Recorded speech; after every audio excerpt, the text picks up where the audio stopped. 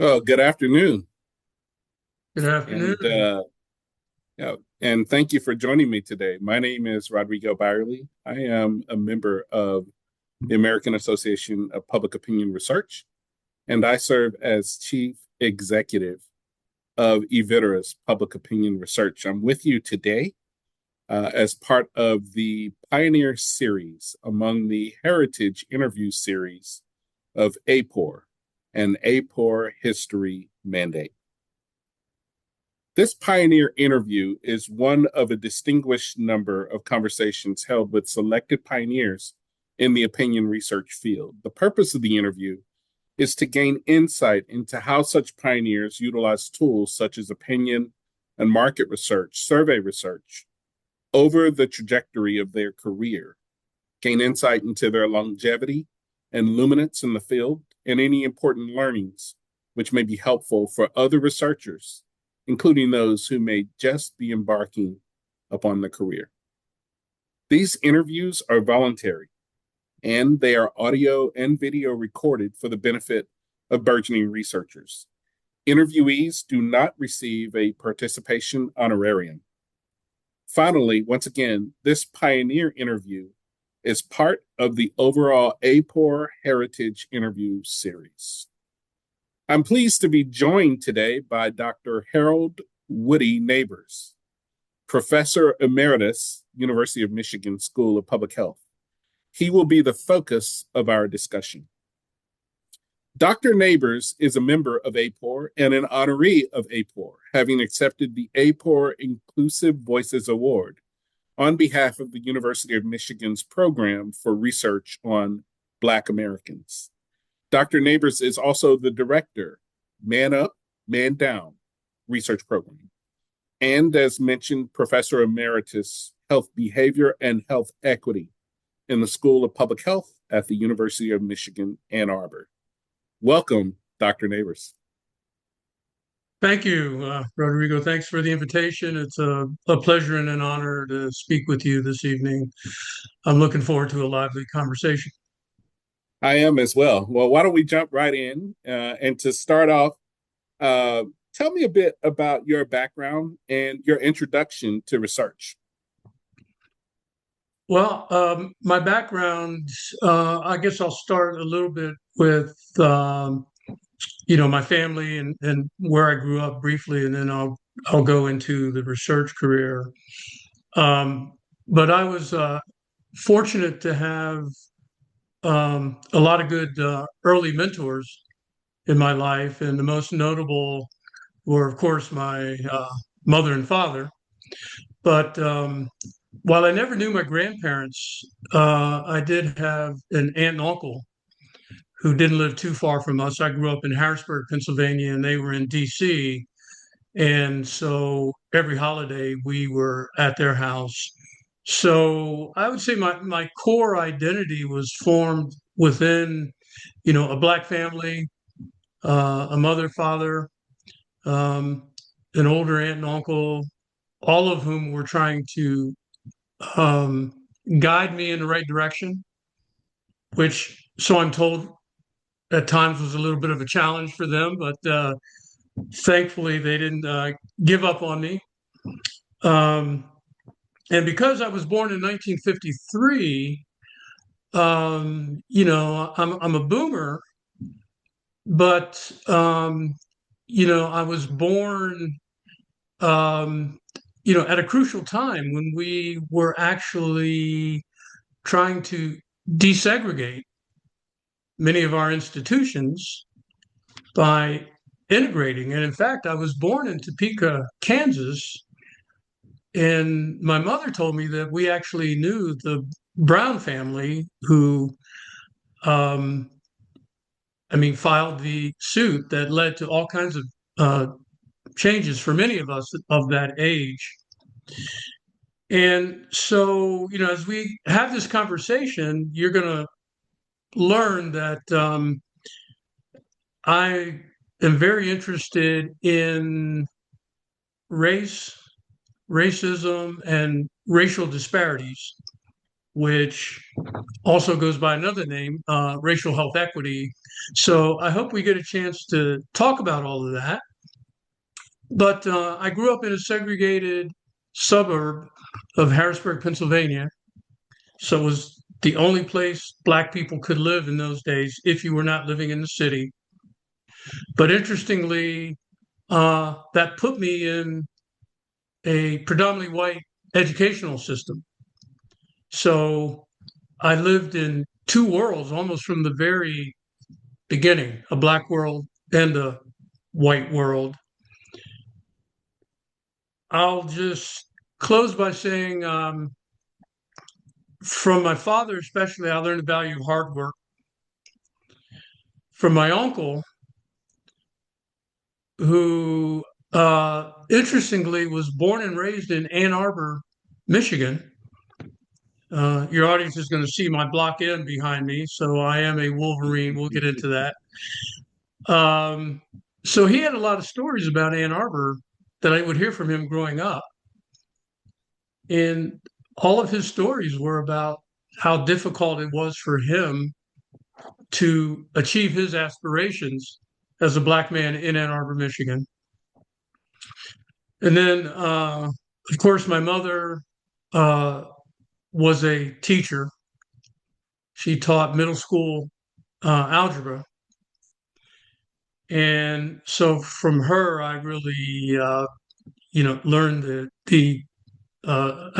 my love of teaching. And so what I like to tell people is the job I had, which we will talk quite a bit about.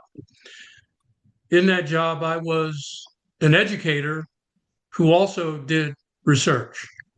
So there's been a number of dualities throughout my career, which I'll be happy to explore with you this evening. Thank you for that.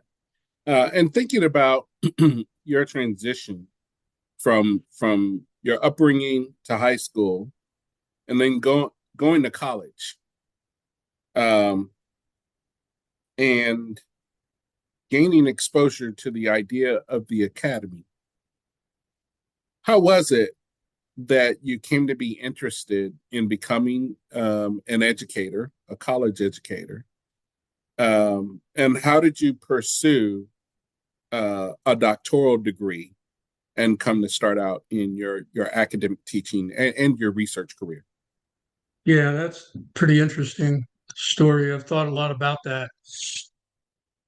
So one thing about me is I always had a plan. And being young and naive, I always thought my plan was foolproof. So I had to learn the hard way that no plan is foolproof. So, I want to tell everybody who's listening that, I did a few things, I got a few things right, but I was helped tremendously along the way.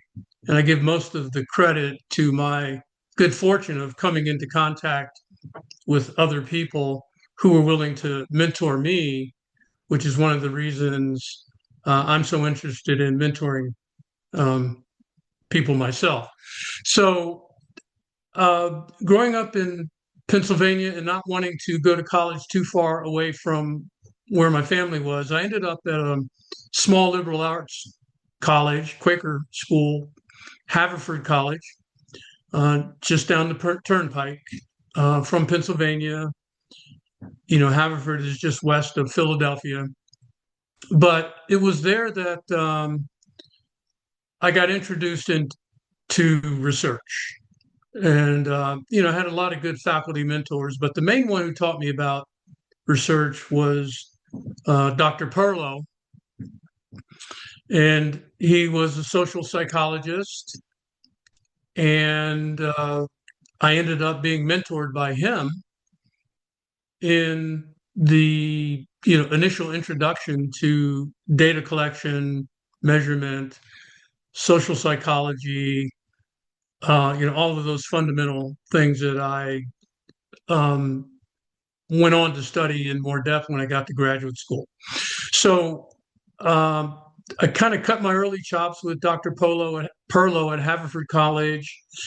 And when it came to my senior year, of course, I started asking him for advice about what to do next. And lo and behold, Dr. Perlow got his PhD from the University of Michigan, Ann Arbor.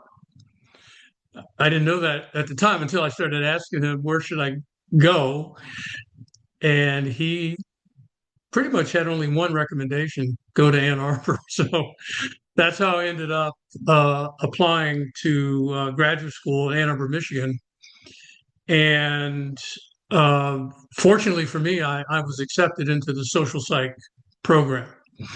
So that's how I took my initial step. I did a senior thesis with Dr. Perlow. So I actually did, some data collection, tried to measure a few things. I was interested in racial group identity in those days. As I was working through my own, identity issues, bouncing back and forth between an all black world and a predominantly all white world. And, this would have been in the late 60s and early 70s. I was in undergrad from 71 to 75. And so everything worked out, and I ended up in Ann Arbor um, in the doctoral program. So when you ask me, how did I decide on a PhD?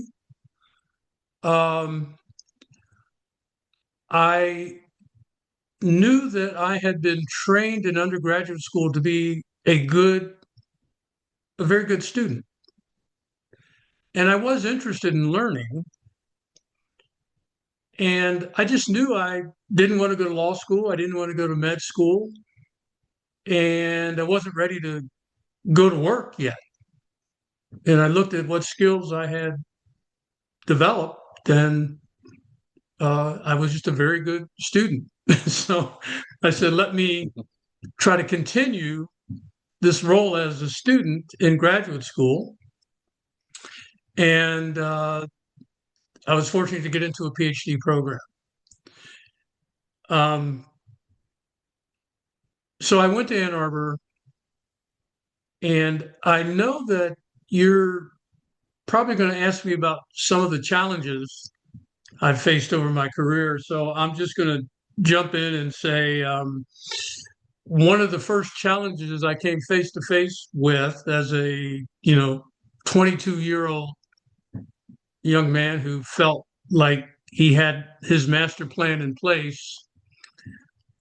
Once I got into the doctoral program and started working on it, I realized that I didn't know as much as I needed to know about what a PhD really was. So I think I was a little naive about that. I think at that time, I must have thought going to grad school was like doing undergrad. I'll take classes and I will try to do well in my classes. And eventually my classes will be over and they're going to hand me a degree. So after 1 year in the doctoral program, I realized that, oh no, it's not like that at all. There's so much going on outside of the classroom with the kind of academic networking and conversations. I mean, everything you're trying to learn, being in class was great, but being out of class, you're still learning all of the time. And I also realized that it was going to take a little bit of while to get this PhD. It wasn't going to be just a 4-year shot. So the challenge I faced was, did I really want to get a doctorate? After 1 year in the program, I wasn't sure. And my thinking at that time was, if you're not 100% sure you want this kind of degree, then you don't want to invest a lot of time and effort in that degree. there are many degrees that a person can get, and PhD is just one of them. Nobody in my family had ever gotten a PhD, so I had no one to turn to and ask, what is this and why would somebody do it? So that was my first big hurdle. And what I decided to do was, after 1 year in the program, I took a leave of absence and I went to work. I went to work in Ann Arbor. I got a very nice job, very good job. And one of the other reasons I went to work is family. Um, During my first year of graduate school, I got married, and then we wanted to start our family quickly. And so the financial aid that I had gotten as a doctoral student was not really sufficient, in my opinion, to take care of a family in the way I wanted to. So um, I had a couple reasons for going to work. I wanted to take a step back from academia, really process the whole PhD thing, and I wanted to make sure I was financially prepared for uh, a family, which now included a child. Um, so this is another theme I think we'll see as we go through this interview: the dynamic between family life and academic life, family life and work life, and this elusive word that a lot of people like to use. The word is called balance. And I'll be the first to admit that for the bulk of my career, I don't think I ever achieved balance. I mean, I just felt like I was going back and forth, working my butt off, trying to do the best I could. Well, it's a great segue into uh, what I'm interested in exploring next. And so that is shifting gears a little bit. I'm interested in talking a bit about your work experiences.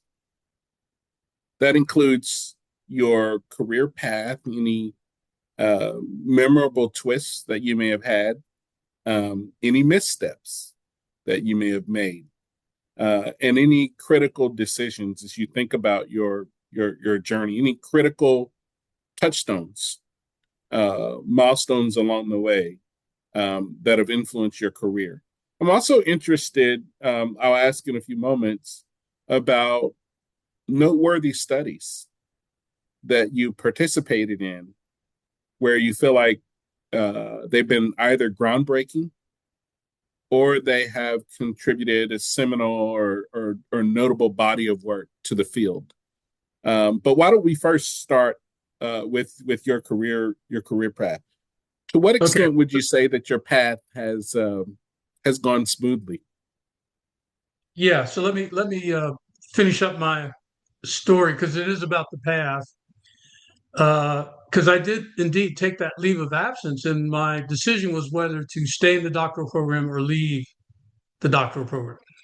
So that was not only the first uh, challenge, but I think that had I left the doctoral program, it would have been a misstep. So I went back, after working, I went back into the doctoral program.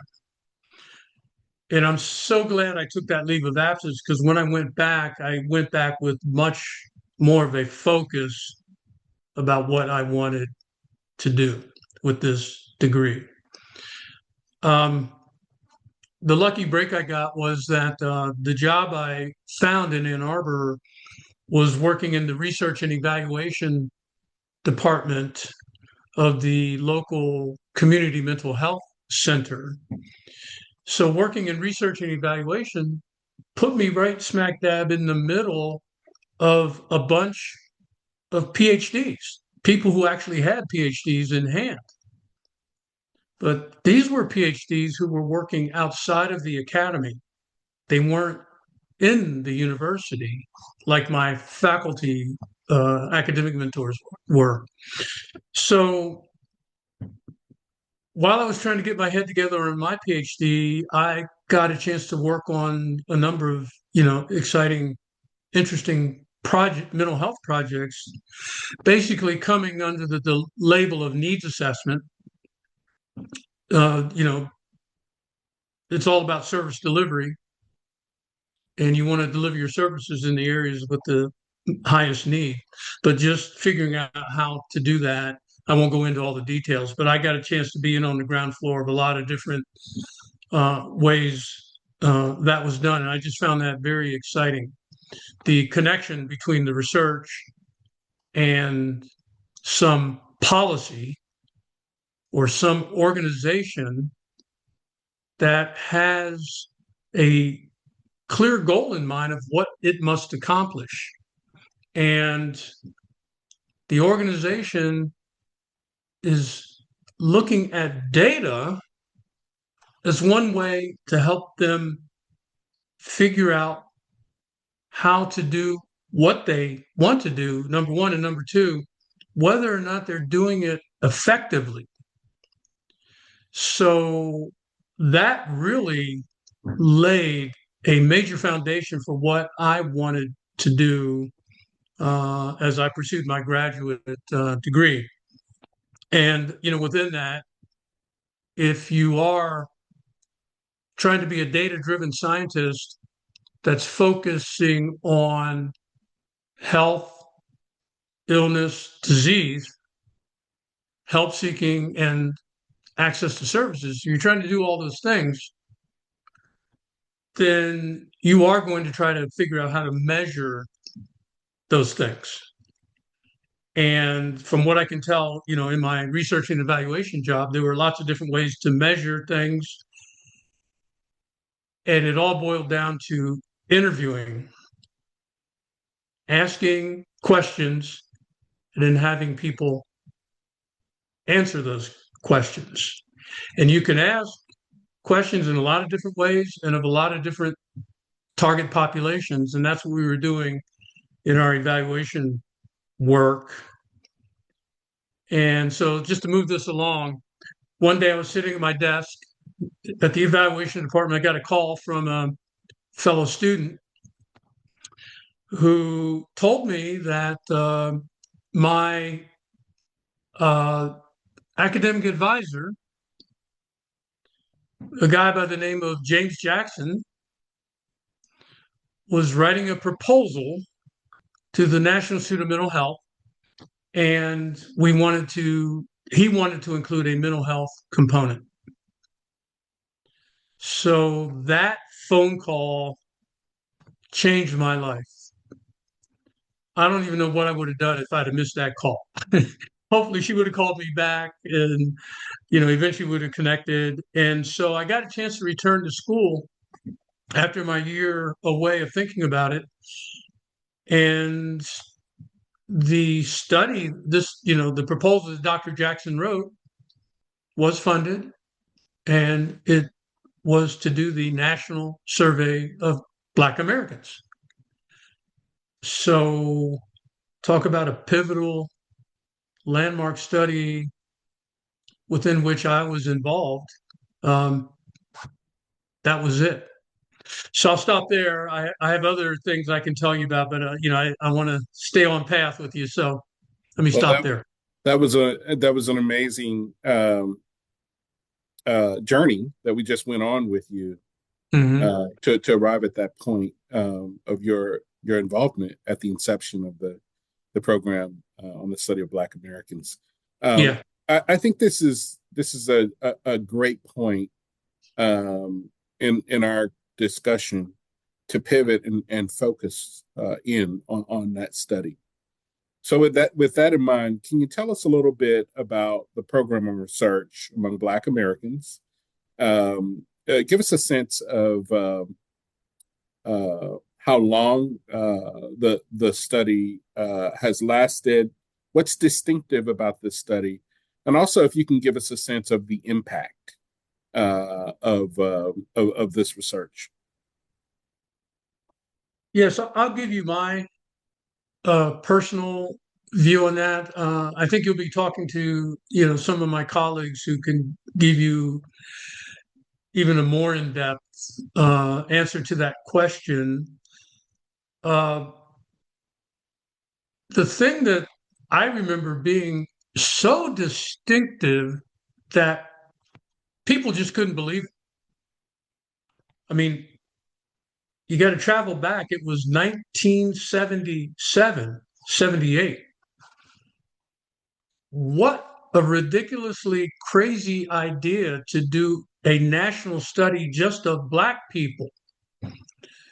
Well, all of us thought it was the best idea we'd ever heard. The challenge was it was such a paradigm shift. It was such a paradigm buster that many of our colleagues just couldn't understand why anyone would want to do that. So that shows you how distinctive that study was. And the reason people were having trouble with it was because everybody had been so locked into, what came to be known as the black-white comparative paradigm. So I think a lot of my students that I'm mentoring now, a lot of them do within group studies. Pick a group. It doesn't matter what group. So all Dr. Jackson was proposing was to do a within group study of, and the word he always liked was the heterogeneity of the Black population. Heterogeneity. I mean, I'd never heard that word before until I got to grad school, and but maybe today we'd call it diversity. But the main point that I took away from it was that uh, there is epistemological meaning in understanding any group in and of itself. It need not be compared to another group. And in this case, there was no reason to compare Blacks to whites unless you had a reason to do that. And in this case, Dr. Jackson was on another mission. So we did experience, and he took the brunt of it. I was still in grad school. Dr. Jackson was the PI. But my lucky break was I was assigned to him as my academic advisor because he was faculty in the social psych program. And so I got a chance to experience vicariously some of the challenges he faced in leading up an effort that many people just couldn't understand. And then later on in my career, when I started publishing from those data, then I got a more personal experience of dealing with reviewers who were struggling to understand our data, and I'm writing papers from our data about the Black experience. And they kept asking, where are the white respondents? How do we make sense of this? So that's kind of a peek into the early days of within group research, something that I think now, many people don't even think much about that as being a challenge. And for the benefit of viewers of this interview, the Program for Research on Black Americans was recognized by AAPOR for its pioneering work.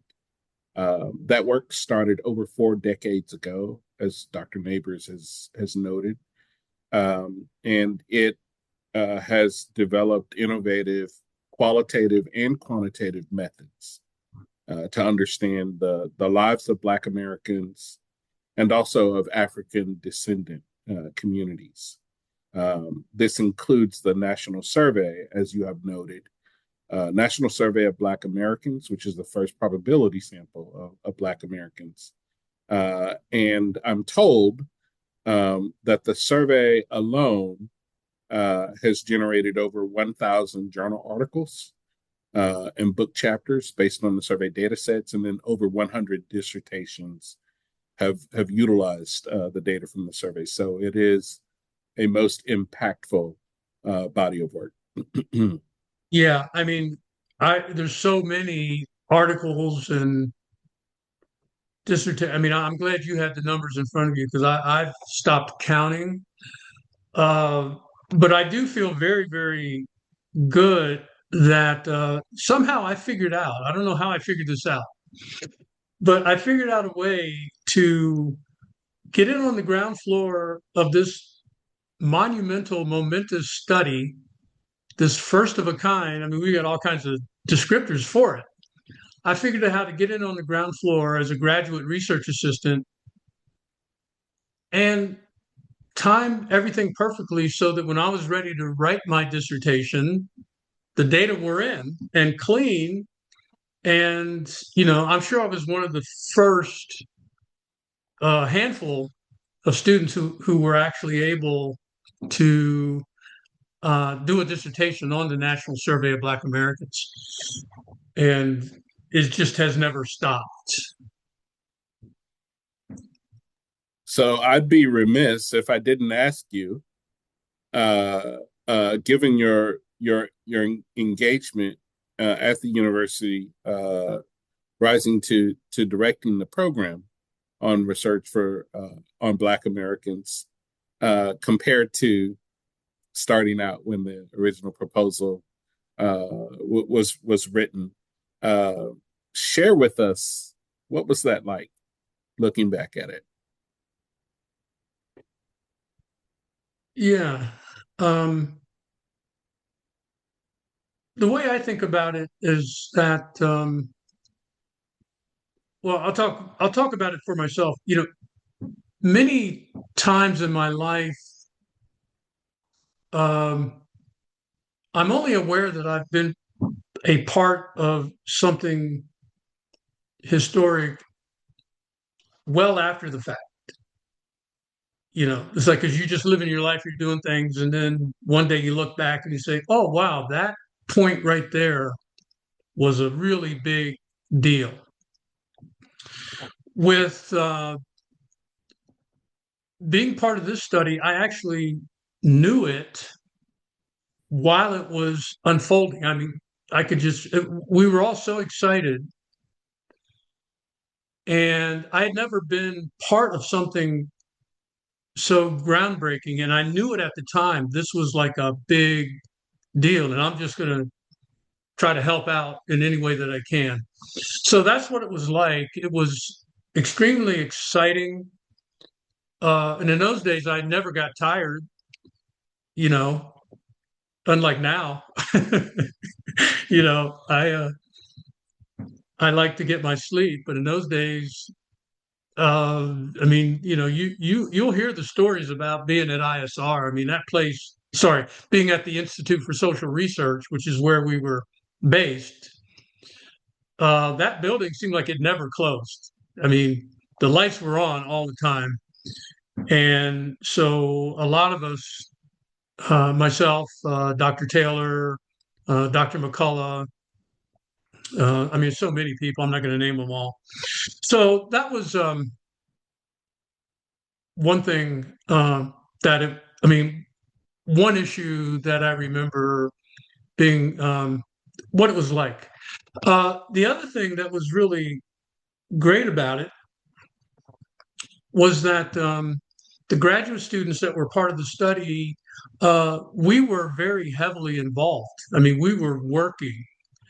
So we had to learn survey research well enough to go out and train an interviewing staff. Um, in those days, the Survey Research Center within the Institute for Social Research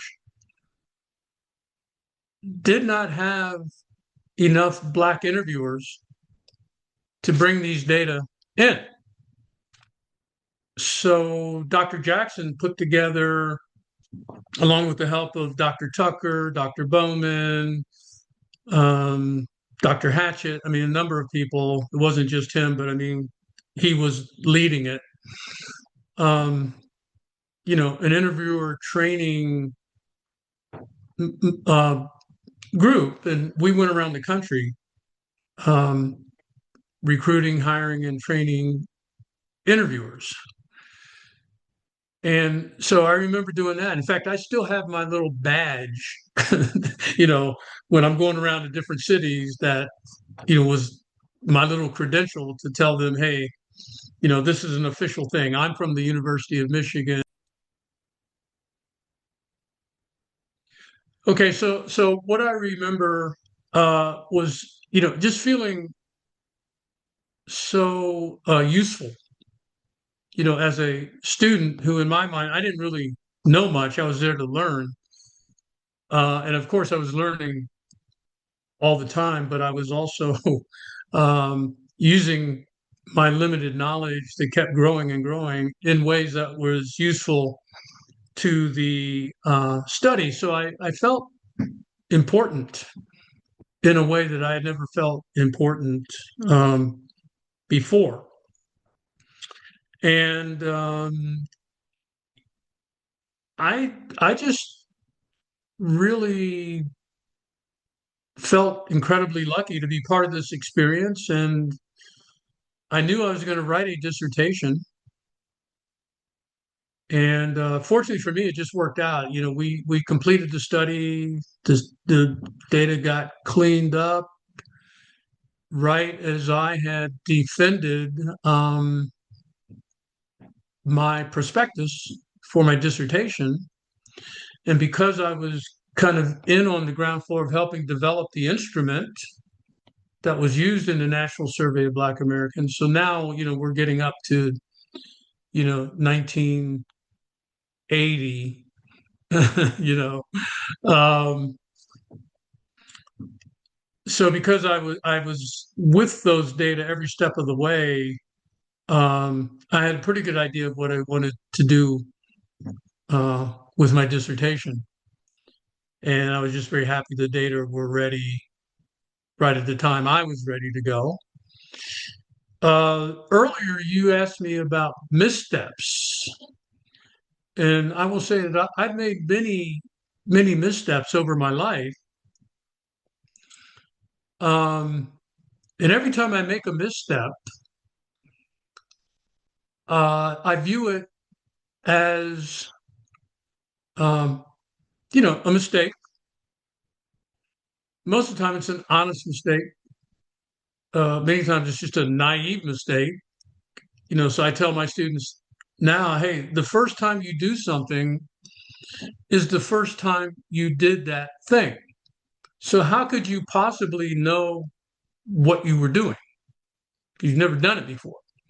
And so I had a lot of those kinds of experiences, because when you're pushing the envelope, you're pushing the edge, and you're saying, well, I've never done this before, um, but I'm going to give it a shot. I'm going to get as much help as I can. So I had never written a dissertation before. I had never defended a dissertation proposal before, but, I thought I knew what I was doing. So I had my first prospectus meeting after I'd, given them everything to read, my committee, and everything was going well up until that meeting. I didn't know I had made a misstep until I went into the meeting and started getting feedback from my committee about my proposal. And that's when I found out I had made a misstep. Uh, this one sticks out in my mind because this was a crucial point in anybody's graduate career. You're not going to write a dissertation until your committee signs off. Everybody knows that. My committee chose not to sign off on my prospectus. So at the time, that wasn't really the news I wanted to hear. And so I left the meeting feeling a little down and disappointed. But it didn't take me long to realize that this is why you have a committee. This is why you want good mentoring. So basically, they had concluded that I was being way too ambitious with what I wanted to do in my dissertation. It was just too darn large. That was my mistake. I wasn't focused enough. So they essentially said, hey, go back and, start over and really think about what it is that you want to do, sharpen the focus, and come back when you're ready. And that's exactly what I did. So I wasn't down in the dumps for very long, because I actually realized they really did their job. If they had let me try to do what I was proposing to do, maybe I would have never finished. Who knows? So I split this proposal in half, and I did the first part of it for my dissertation because that was really the core of what I was interested in. The second part that I chopped off, I eventually turned it into a proposal for my postdoc. So this worked out great. So what was a clear misstep? Because I had good mentoring, allowed me to uh, recover in a way and land on my feet. Shifting gears now, um, I'd like for us to think together about maybe the past, present, and future of survey research. Surveys being one of the methods that you've utilized in the course of your career. So, as you think about your research agenda and data collection, what have been some of the major challenges that you've faced during your career? So, with respect to survey research, of course, the major challenge we always face is getting funded. So I'm not going to go into detail about that challenge, but to do these kinds of studies, these large omnibus uh, studies like I was involved in with the National Survey of Black Americans, and then later on with the National Survey of American Life, uh, they cost a lot of money. So you've got to be able to convince somebody with money to give you some of that money to do the study. So eventually, I knew I wanted to be the PI, on my own investigation. So, I just had to figure out the joy and sadness of uh, funding. And then later on, when I got on tenure track at school public health, I learned that there was a particular kind of funding that my school was interested in, and that was NIH funding, um, which was good for me because that was the only kind of funding I actually worked on when I was over at the Institute for Social Research when I was a grad student. So, my graduate career really helped me for my tenure track career because I had already participated in quite a few, NIH applications. And that was exactly what my department chair wanted as part of the package for a tenure track professor. Um, that ability to get funding was not as heavily emphasized with the prior generation as it was with, my group. We came in and started tenure track about mid 1980s. And that's when, the business model of our school changed to, I'll say, appreciate more the ability of faculty to not only teach, but also bring in funding to demonstrate scientific expertise. So, fortunately, I was able to figure that out. I had very good training from Dr. Jackson and all the other people. So working on those proposals back in the day um, turned out to be another, very good blessing. Uh, The main challenge for me over the years has been, um, reaching respondents. So I'll rattle through a few studies very quickly. My first PI investigation was a survey of the Michigan Department of Corrections. And the Department of Corrections simply wanted to know how many prison residents did they have who were also quote unquote mentally ill, because they were under a consent decree to provide quality mental health services to all of the prison residents who needed mental health services. They tried to do that study twice, once by a psychiatrist, once by a psychologist, and for a whole lot of political reasons, neither study was accepted by the judge. So they issued an RFP, and I responded to it because I thought I had a good idea of how to do this study. And one of the main things I thought they needed was a representative sample of the prison population, which the prior two studies didn't do. I also thought I knew of a very good way to classify, to measure the mental disorders by diagnostic categories in the prison population. I also thought I could figure out a really good methodology for calculating how many of those prison residents who met criteria for something like depression, how many of them actually needed clinical treatment. So, that's a complicated set of things to do, but, I felt I could do them all with good help, and I got the help I needed, put together a great team, and we did that study. The two things I learned very quickly. One was, you've got to be ready to improvise on your feet if you're going to adequately represent a population by getting a good response rate.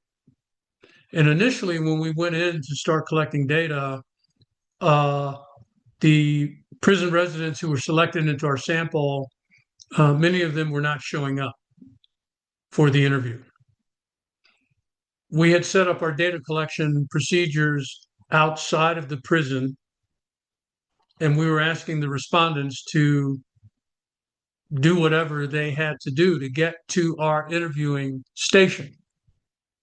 What we didn't realize was most of them didn't want to do all that because it meant changing their clothes, getting into certain kind of garb, getting permission to move. I mean, it was a prison facility. These were prisons. So we were spending money and not getting any data. And that was a bad situation. The solution was to move our data collection procedures into the prisons, inside the walls. And once we did that, we had much better success. So that's one story. Very quickly, the other thing I learned from that particular study was how many times those of us who are trying to do research on a contentious issue, we will be, even though we're methodologists, inevitably you're going to be caught in the middle of competing factions for whatever the end policy is going to be. So I really got a great introduction to what it feels like to have some people saying, wow, this was a really great study you did. And then a group of other people are going, this is the worst study I've ever seen, and you're in the middle of those two. but because we were methodologically sophisticated with our study, it was difficult for our detractors to really discredit the study. I mean, and that was really because I relied on all of my contacts within the Institute for Social Research, particularly the Survey Research Center, all the sampling methodologists that I knew. Um, I mean, just being at Michigan and being at ISR, um, was just an invaluable resource. Um, there are a couple of other studies I can talk about, but I won't. I don't want to take up too much time. I'll just say that I've done data collection with psychiatric inpatients, and that was challenging to figure out how to do those interviews. The interesting thing about those studies is that we were using clinicians to collect data. So I got a really good up close and personal look at the differences between doing surveys and data collections in the community and in doing surveys and data collections in different types of organizations. So in one organization, there were people who had quote unquote broken the law and they weren't allowed to move around. In another one, these were people who had been not only identified as having a mental illness, but they were actually hospitalized. But we were interviewing them. And so you need a different kind of skill set and interviewer to interview those respondents. So maybe we'll get to some of the other studies, but let me stop there and see that. I mean, that's basically what I really was challenged by, but also motivated to solve these problems of data collection. In some studies, I was doing samples.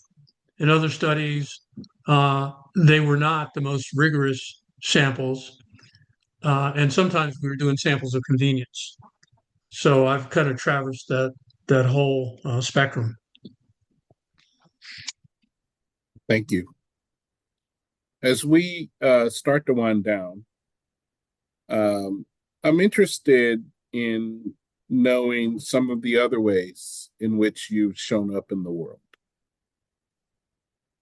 More specifically, what are the roles in your life that you're most proud of, that are most notable or impactful for you, either personally or professionally? Yeah, professionally, I really uh, am proud of the fact that I was able to successfully navigate the tenure track. Um, I don't want to call it a journey, but it is a journey. It was a journey, uh, a pathway. I don't know what to call it, but it was very rough. Um, they really asked a lot of all of us who were on tenure track. And so to eventually achieve the rank of full professor, I just always felt very good about that. I think I mentioned earlier for me that, work and family are hand in hand. I mean, that was what happened to me at the very beginning when I was starting my family and the financial aid package wasn't enough for a family. I guess they were thinking that we can fund the solo student, but I'm not even sure it was enough money to even do that.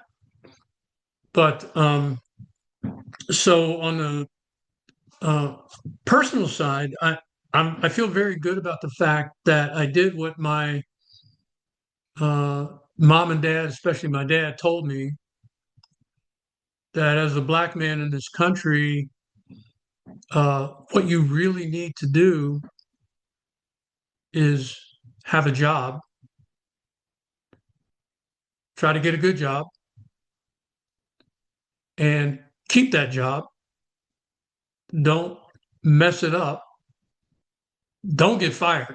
I mean, the whole progress of our race, as it was explained to me by my family mentors, was built on the backbone of getting access to employment and steady employment. And we all know that's not an easy thing to do. So when I found out uh, about academia and tenure, that just seemed like such a nice fit for my interest in doing the investigation, doing the data driven investigative work to come up with data that we could work with to try to answer questions. So I feel very good personally that I was able to follow the value system of my parents.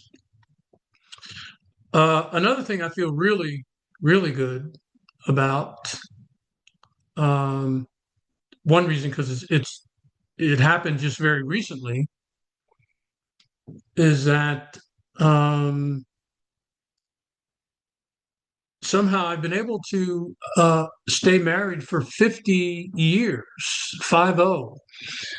Um, so my wife and I celebrated our 50th wedding anniversary in December of 2025. Well, So congratulations. It's a yeah, monumental thank you. accomplishment.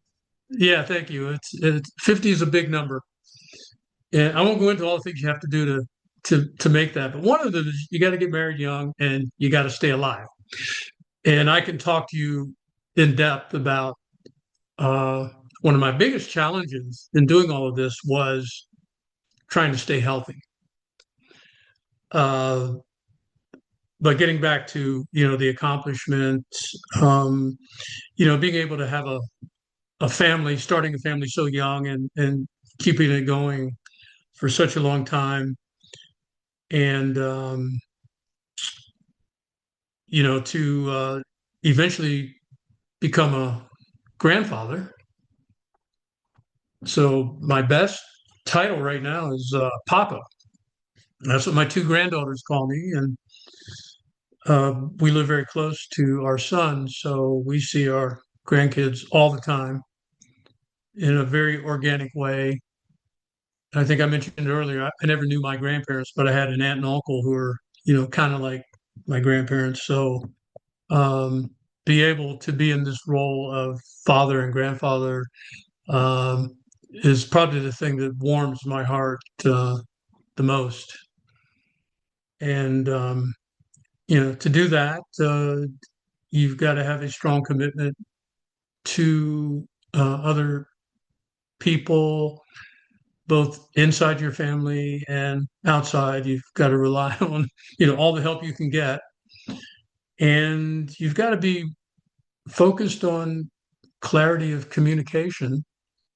And I think my training and research and data collection and social psychology and hanging out with clinicians, all helped me um, work on my communication style, not only what I say to other people, but even more importantly, am I listening?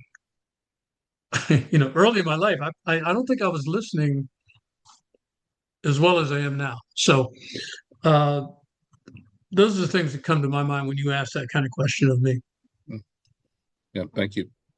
Um, you mentioned health, and I only have a couple of other questions before we conclude. Hmm. But I think you placed your finger on something that's important for people who seek to use survey research, qualitative research, and build a body of work over the course of a career. And that is how to remain healthy, Yeah. certainly in this day and time, so that you can pursue those interests. As a health focused researcher yourself, um, you've navigated your fair share of health related challenges. Share with us, if you will, whatever you're willing to share, um, about your experience as someone who is investigating health, but someone who is also navigating health challenges? Yeah, that's a great question because I have experienced it both as an investigator and as a respondent and as a human being, a male human being who is trying to figure out how do I stay healthy. And so maybe one of the studies I'll mention briefly is my last NIH funded study um, was a study of Black men living in Flint, Michigan, which is where I was working at that time, all of whom had type 2 diabetes. And it was an intervention study. So, if we have time, I can talk a little bit about, my changing perspective on the purpose of doing research. Maybe you can bookmark that for the end, because, I still struggle with what is the purpose and the point of the investigation. So anyway, I went through many changes in my career, and I got to a point where I wanted to do an investigation that would answer the question of whether I could change something. Um, Sometimes I think the most problematic and elusive word in our dictionary is that word change. Did anything change? And of course, if you're in public health, not only do you want to see a change, but you want to see a change for the better. You want to see beneficence. And in public health, you want to see community beneficence. If you're a clinician, then typically you're working on individual change. So I was able to get funded. I wasn't trained as an intervention researcher, but that's what I wanted to do to end my career, to do at least one intervention to see if I could figure out a way to improve something. And I chose type 2 diabetes among Black men because I'm a Black man. And I've been working on my type 2 diabetes since the age of 40. So right now, that puts me above 30 years of trying to work on managing this disease. And I knew how difficult it was for me to figure out how to change myself in order to change for the better what the disease wanted to do to me and how I would change the way I would interface with organized medicine to assist me in this endeavor. So I created a study, and I'll say that the good news is that for the group of men who were in our study, roughly 50 Black men with type 2, over time, our intervention was able to show a reduction in the average blood glucose levels for the group of men. We were able to lower their blood sugar over time in the group. That doesn't mean we lowered every individual man's blood sugar, but overall, more men reduced their blood sugar than not. So that was good news. The not so good news is that for every Black man who was in our study, they would all tell us of 2, 3, 4, 5 people that they knew who had type 2 diabetes and weren't in the study. And in fact, weren't even getting the medical assistance that they needed. And in fact, none of us was actually behaving consistently in the way that we needed to behave in order to help the physicians do what physicians do. and what physicians do is educate you about your disease, and then they give you permission to go somewhere and buy medication that can help, you know. So anyway, I was going back and forth with that, but I did show that an intervention for chronic disease with Black men can demonstrate positive outcomes. Uh, I didn't get their, I'm going to just say their A1C, their 3 month measure of diabetes. I couldn't get it to 7, which is, what um, most of us with diabetes are trying to get that A1C, below 7. Um, the group started out with A1Cs roughly in the 11, an average of 11, and we got it down to 8. But we ran out of money, so the study was over. And that always left a nagging feeling in my mind about, what, not only what is the purpose of a study, but what's the next step once the study is concluded. Now, for me, the next step was retirement. So I never got a chance to figure it out. But if I had been, in my 40s and 50s, it would have led me in a totally different trajectory in terms of what I was going to do next. And so this is why I'm always looking for uh, people, in this case, men who are younger than I am, who still have, 20, 30 years left in their career, to just tell them, hey, I couldn't quite get there, but I think you can. Let me tell you what we did. And I hope you can take it and run with it, because we got some positive results. The Very quickly, the other thing I learned by being in Flint was I got a very up close, personal look at what we all like to call, we used to call it social determinants of health. And then I said social is not the right word. I started calling them political determinants, and I think sometimes now I call them structural determinants. But, the way the environment is configured for many of us who are Black, in Flint, you could see it. Flint, at the time I was there, had a 39% poverty rate. Every time I did a focus group with Black men, I had 1 or 2 men who had just been released from being incarcerated.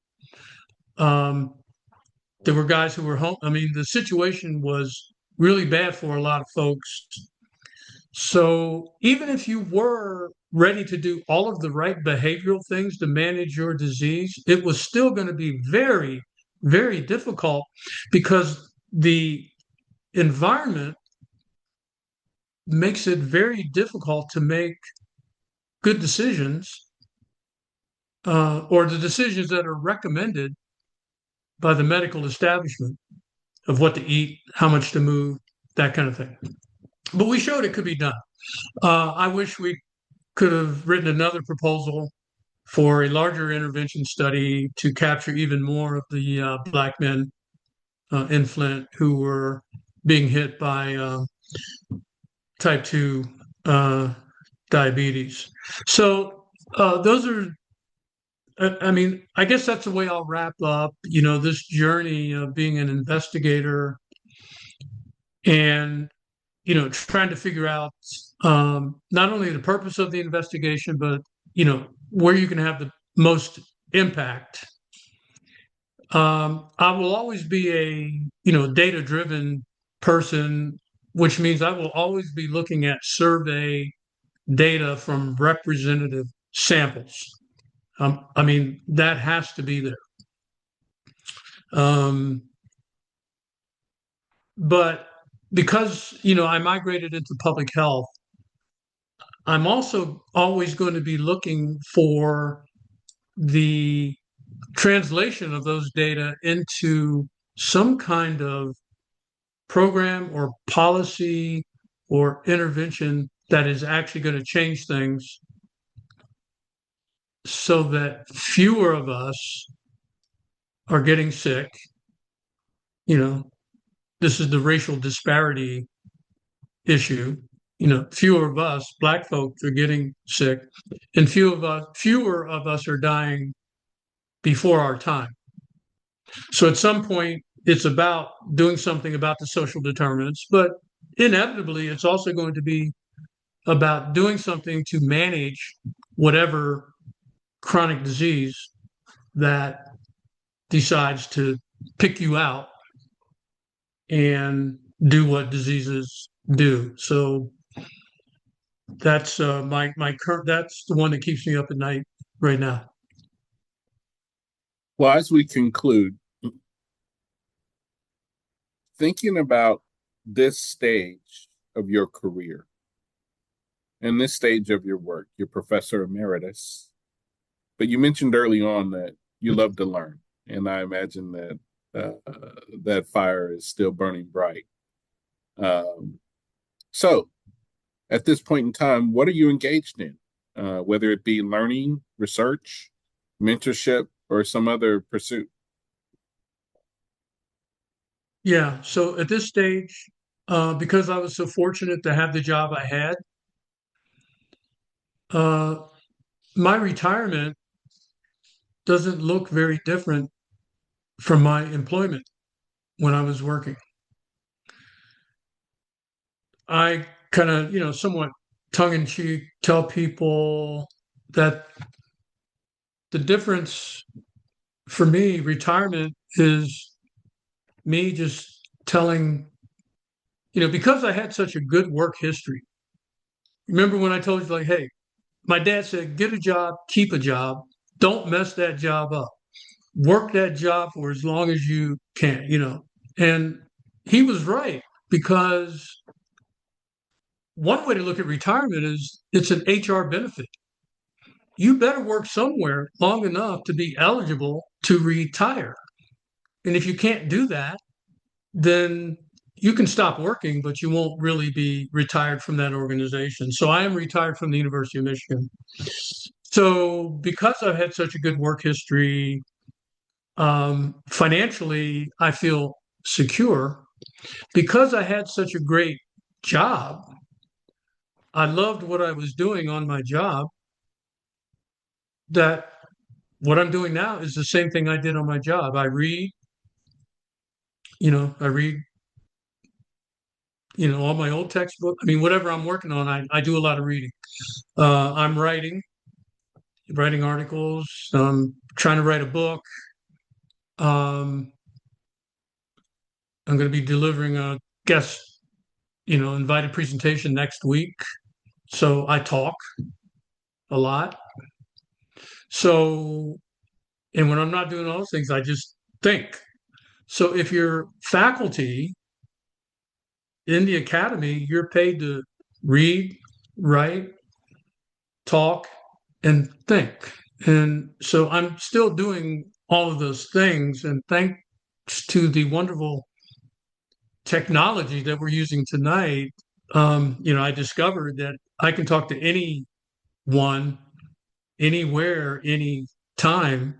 I think there's probably a 3 hour difference between the two of us, but here we are, having this great conversation. So um, that's what I'm doing now. The writing I'm doing is a little different. I mean, I'm taking 2, 3 steps back and trying to write about big picture issues. Um, and of course, I'm trying to be the best husband I can be and the best papa that I can be. And I see my son all the time, so I'm trying to make sure that he can learn a few things from me based on the mistakes I made when I was younger and thought I had it all figured out. Are there any particular considerations when you think about research, survey research in particular,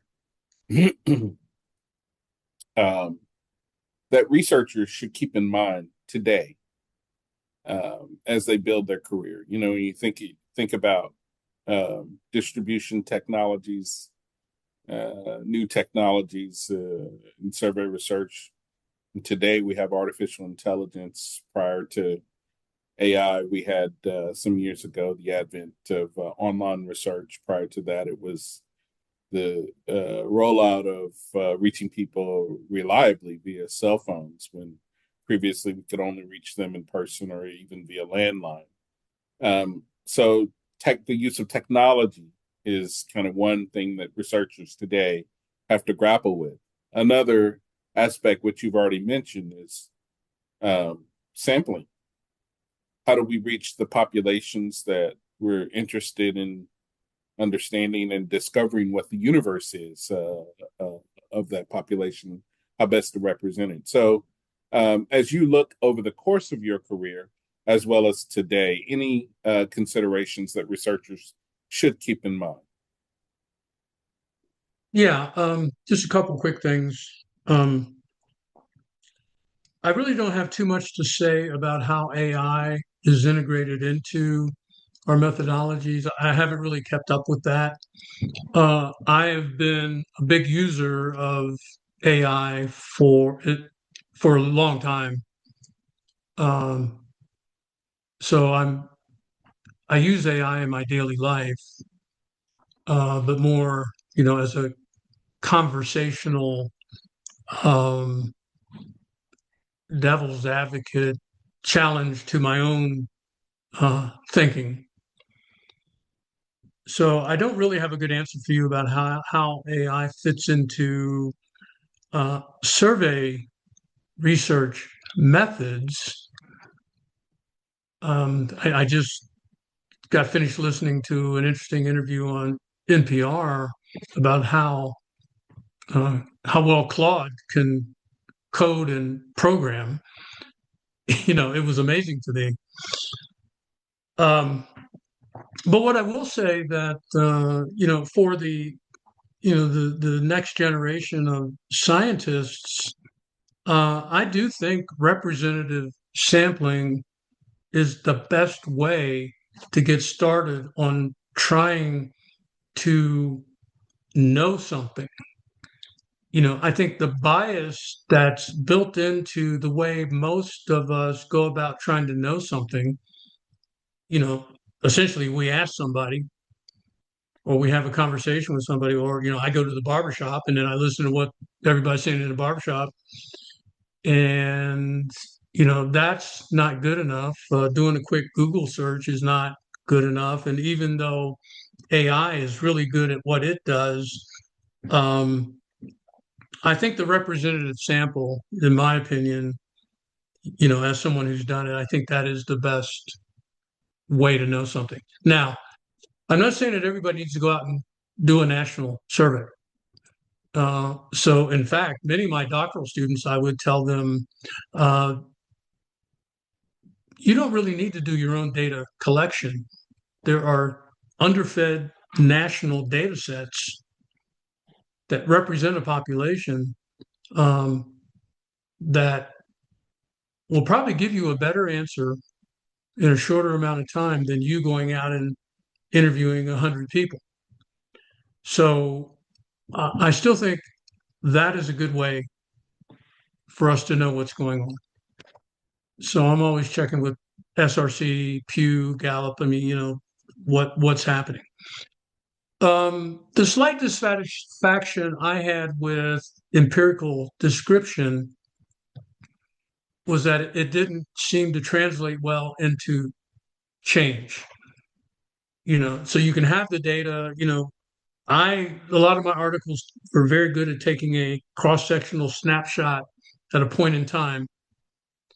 But because of the job I had, uh, my supervisors wanted me to repeat that and repeat that. So it wasn't until later that, once I was more secure in my job and I had tenure, that I felt I could branch out and start doing some other things. And so I told you part of that story, that I clearly wanted to reinvent myself as an intervention researcher. And if I had more time, I probably would have tried to create really strong ties with the policy people I knew. But the policy people were all the way over in another school. They weren't in the School of Public Health, even though we did have a health policy department. But they were focused, primarily on patient care in hospitals and that kind of thing. So uh, I would encourage all of the, future generation of scientists, again, to address that question, younger ones. Why are you doing the investigation? What is the purpose of the study? If you're in academia, then we know one purpose is to publish. Um, but not every investigator is going to be in academia. So I think they're going to have more degrees of freedom about what they do with their data. And I'm encouraging people to think seriously about getting involved in the translation process so that you're at least in partnership with people who have the power to make things change. For me personally, as a university professor, I never felt I had a lot of power. And the power I did have was in my classroom, and so teaching ideas, I mean, that's a powerful thing because I mean, you're changing people's perspective, you're getting them to think about things. So that's where my power was, but I never really got to know the mayor of Flint. I never really got to know the richest person in Flint, but I was doing my investigation. So again, my time was up, but if I had more time, I would have done more networking outside of the academy to hook up with people who could really make something happen. I like to hang and talk with advocates. My niece, who lives in Atlanta, is a housing advocate. So I'm always talking to her about her work. And she works in a very different space than an investigator. She is on the front lines and dealing with politics. So somehow, if the university will support it, I think more professors need to be in that space. But many of us with PhD training, the investigator training, are not going to be in university. I mean, maybe people are starting their own, activist-oriented, data-driven organizations that can have more of an impact on what's going on and hopefully demonstrate that the interventions, the programs, and the policies are having the desired effect. And that's where the skepticism built into science, I think, is very valuable. Because if your intervention is not having the desired effect, then you want to change it up. You want to do something different. So, those are some of the things that I think about, talk about these days. As we conclude, is there anything that we haven't talked about today that you'd like to share? I actually think we've covered everything that I had on my mind, everything and more. I think you did a really good job of, making me feel comfortable and just talking. And even though it was kind of a winding pathway, I think we covered it. I think I'd like to close by saying, for me personally, I'll always be an educator who also did research. And my favorite thing to say to people is that by teaching, I am taught. So I love the role of teacher. And the role of teacher to me sits, when you add mentoring to it, then it feels like being a coach. And for me, a coach has a positive aura to it. But no matter how much I knew about whatever it is that I thought I knew, I was always going to learn something from a open and honest conversation.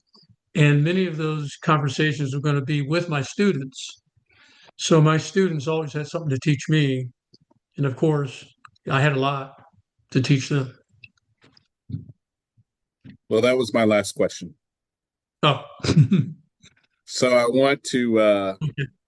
thank you very much for participating. This has been an honor for me, and I deeply appreciate your valuable contributions to our industry and for your contribution to this pioneer interview. Yeah, well, thank you for the opportunity to talk and reminisce and think about what I'm doing. I really appreciate it.